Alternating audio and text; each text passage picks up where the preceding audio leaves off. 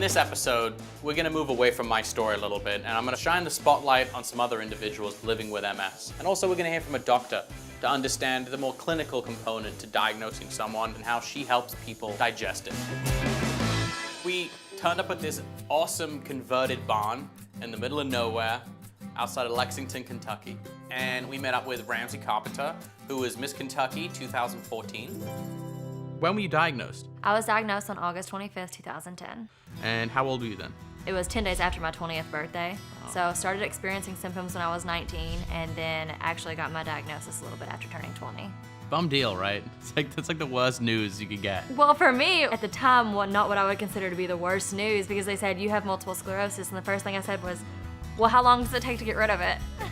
She was going to a major university, very well educated, and she still had no idea that MS really existed and what it was.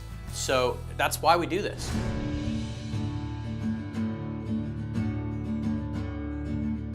Ruben and Rena, they live in Dallas. They're a couple who have a family and they're living with MS.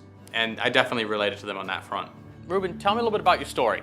Had some symptoms for a long period of time. Ended up at the hospital in the emergency room and found out that I was diagnosed with MS. Things are going well, life's the way it should be, and then you get diagnosed with something that, well, quite frankly, really know nothing about. Rena, when Ruben's having a bad day, what starts going through your head?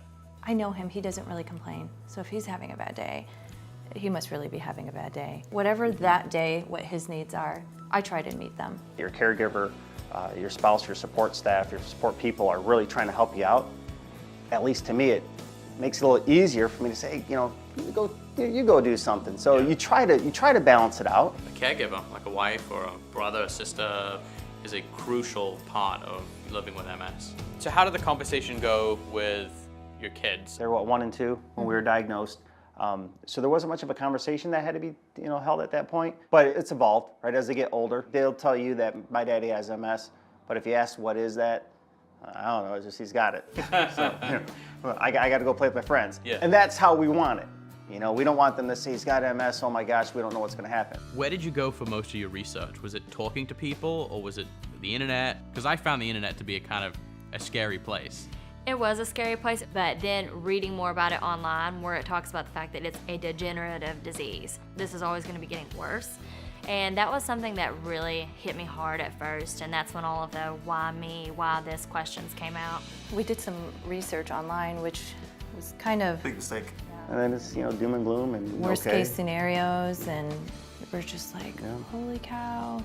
Everyone has their own story, and I think it's really important with You Don't Know Jack About MS is to try and tell as many of those stories as possible and kind of help provide hope.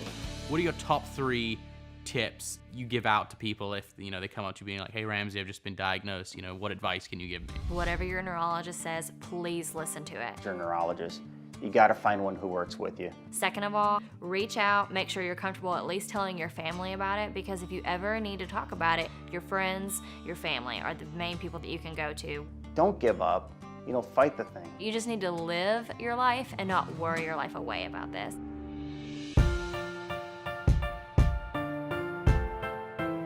We sat down with Dr. Berkovich over at USC and picked her brain. What's the most common question people usually ask you right when they get diagnosed? Are you sure? If you have to give 3 pieces of advice to a newly diagnosed patient, what are they? Don't make MS center of your life, and don't let MS define who you are. Second would be relationships with neurologists are very important because it's a person you can fully trust and get all the answers. And never give up. That's some pretty solid advice. It was great meeting you. Thank you. You have a good day. You Don't Know Jack About MS isn't just a website where we upload these videos. There's a ton of information and downloadable content for newly diagnosed patients to caregivers, a list of questions to ask your doctor. Maybe someone who gets diagnosed in a few years isn't struck with that instant fear of like, this is it, my number's up. Although there are great strides being made, there needs to be more, and there needs to be a lot more education on what to do when you get diagnosed.